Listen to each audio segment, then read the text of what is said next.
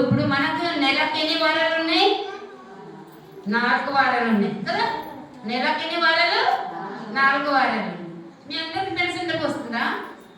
వస్తుంది కదా, వస్తుంది కదా. అయితే ఏం చేయాలి మీరు? ఆ 4,000 వస్తుందా, 3,000 వస్తుందా? ఈ పూజలు మీరు అర్పించాలి.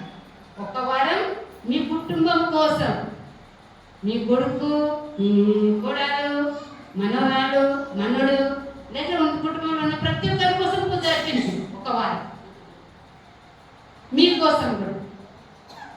2వ వారం మీరు ఎవరి కోసం అర్పించాలి? ఏం చెప్పగలుగుతారా? ఉత్తరించే స్థలంలో ఉన్న ఆత్మల కోసం.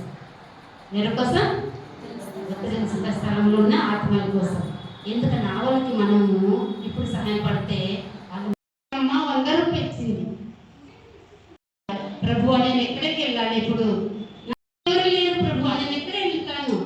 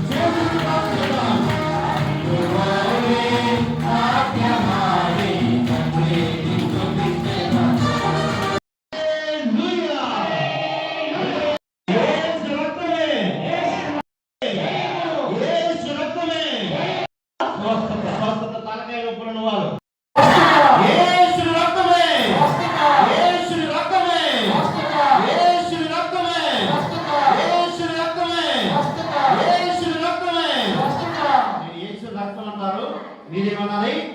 జీవం అనాలి. ఏమనాలి? జీవం. ఎందుకు జీవం తెలుసా? యేసు రక్తమే.